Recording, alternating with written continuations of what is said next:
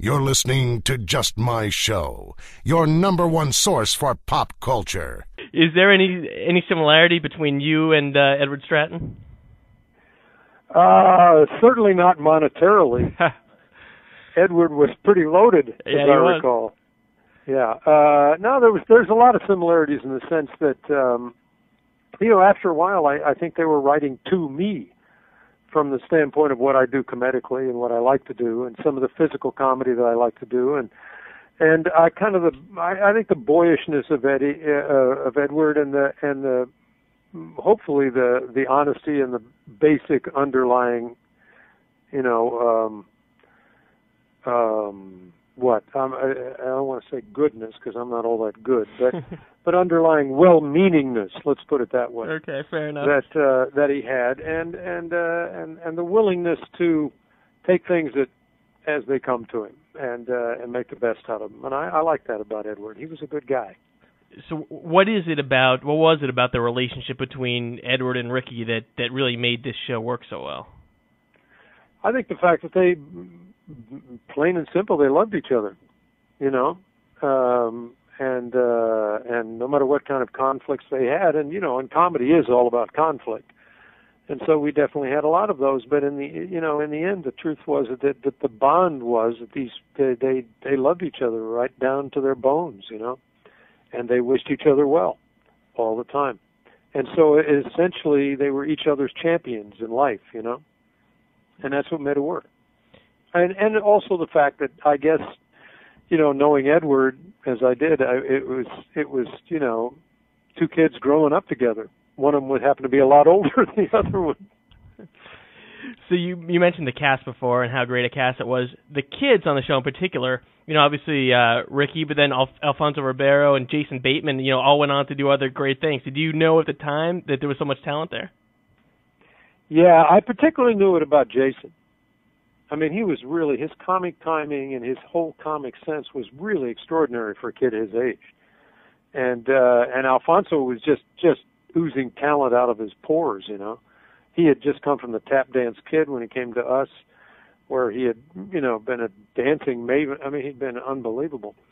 And also there was again, there was something about the set of Silver Spoons, and I often had guest stars who were on it say this to me.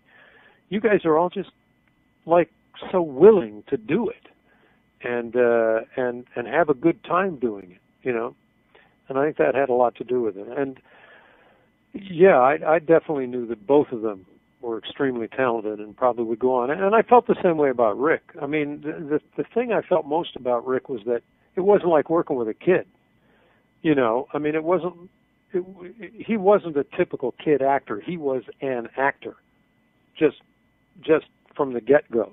I mean, you could see that in The Champ. You could see that in a lot of things. You could see that in Lonesome Dove. All the kinds of things that he did. I mean, when I worked with Rick, and comedy's tough to do, and it takes rhythm and timing and focus.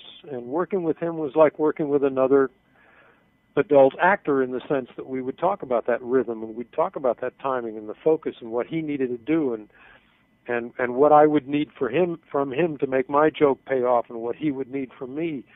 And it was an extraordinary experience. It wasn't like working with a little kid. It was like working with another actor, very experienced and good actor. When you think about Silver Spoons, of course, you got to talk about the toys. There were all kinds of cool stuff in there, and I think the one thing, parents across the country must have hated you at the time because they had to go around and explain to their kids why they can't have a train in the living room. So I think the train's the one that everyone talks about. So first of all, did it really work? Was someone pulling it, or was it really? Yeah, it did really work. Of course, it wasn't coal fired, or right. It didn't really work, but it ran on compressed air. And they would pump that air up before I took off on the thing, and and sometimes they pump it up a little too much, and we'd be going a little too fast, coming around and said, "Bail out, everybody off!" It would run into a set or something. And I remember when they put Pearl Bailey on it. As a matter of fact, the first time she took off, and she didn't know how to. She forgot how to stop it. She began to panic. And Ricky was the hero, man. He raced across the living room and jumped on the thing and turned it off for her. she was pretty shook up. Do you have any idea where the train is now?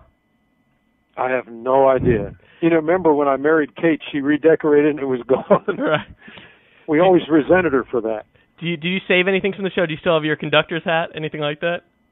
I don't have my conductor's hat, but I've got. I've actually got the couch from before the. You remember that one-armed sort of sure leather couch that sat right in the middle of the room? Right. That's upstairs. I have an upstairs den here that couch sits in. And I have things like, I don't know. I'm looking right now at a clock that Rick gave to me. It says "#1 Dad" on it. Matter of fact, that he gave me. Very cool. That's very cool. Yeah.